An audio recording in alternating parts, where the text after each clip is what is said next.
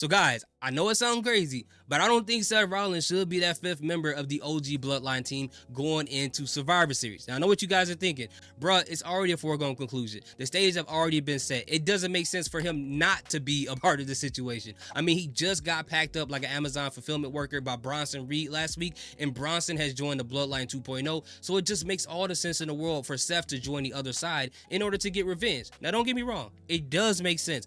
But I think there is a more interesting route they can take this entire situation. Now, before I get into explaining that route, the problem that I have with this whole thing is that adding Bronson and Seth does not justify having a 5-on-5 Survivor Series match. You could have just did 4-on-4. You could have had the Bloodline Civil War, and if you wanted something to happen between Bronson and Seth, you could have just had them have their rubber match at Survivor Series in a no DQ match, no holds barred, or anywhere fall, or something like that, and that would have been a banger. Fans would have been excited about it, but unfortunately, it feels like they had to force a 5-on-5 match, and this is where we are. So how can we set this up to make this make sense and have WrestleMania implications added to this? So what they could do is have Seth Rollins go up to Sami Zayn on Monday Night Raw coming up and say, you know what? I put some thought to it. I got the beats last week. All right, I got packed up last week, and I thought about this. I want to join your team. Despite of what my morals and values and the issues I have with Roman Reigns, I'm willing to push him away for a weekend because how much I hate Bronson Reed. That's what matters most to me right now. Now with Sami Zayn, he can look at him like, you know what? I wish that could happen, but we tried to ask you. I've asked you. The Usos have asked you. We've done all but roll out the red carpet for you, and you told us no 2 times. And you explained to us that you cannot align what Roman Reigns do to your morals and value. So in respect of that, we decided to pick someone else. So that slot has been filled. Now, if anything happens, maybe you can come back. If not, you got to come back in 2025. Registration is open. If you want to submit your $25, you might be a part of the team next year.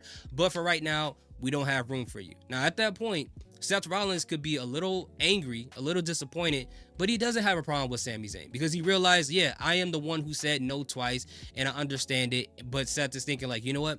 I got to take matters into my own hand.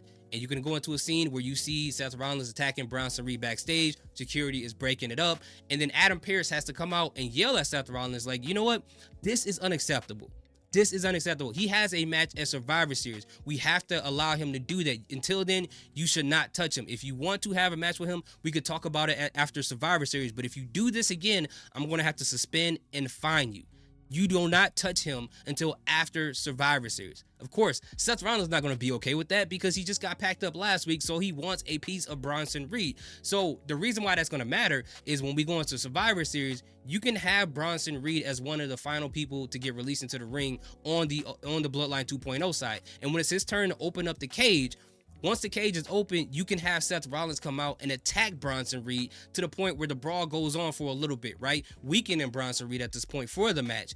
And as the security is breaking them apart, as security is restraining Seth Rollins, here's the part that can really happen. While he's being held up at the top of the ramp and getting moved backwards, once it's time for the final member of the OG Bloodline team to come out, you can hear the theme song, Cult of Personality, play. Now you can see it all over Seth's face. He's already restrained. He can't move, but he has to sit there and watch CM Punk walk past his face to take his spot in that Survivor Series War Games match. Not only that, because a weakened Bronson Reed is in that match, he has to see CM Punk, the person he despised, the person who just took a spot in the match that he wanted, pin the person that he has a feud against in that match. Now, this doesn't make Bronson Reed look weak because the guy at this point has already had a full-on brawl with Seth Rollins, and Seth Rollins has basically destroyed this guy. So to see that from Seth Rollins' perspective is going to make this man crash out. Now, when CM Punk comes back on Monday Night Raw, and of course, I got the OG Bloodline winning that match. When CM Punk comes back on Monday Night Raw,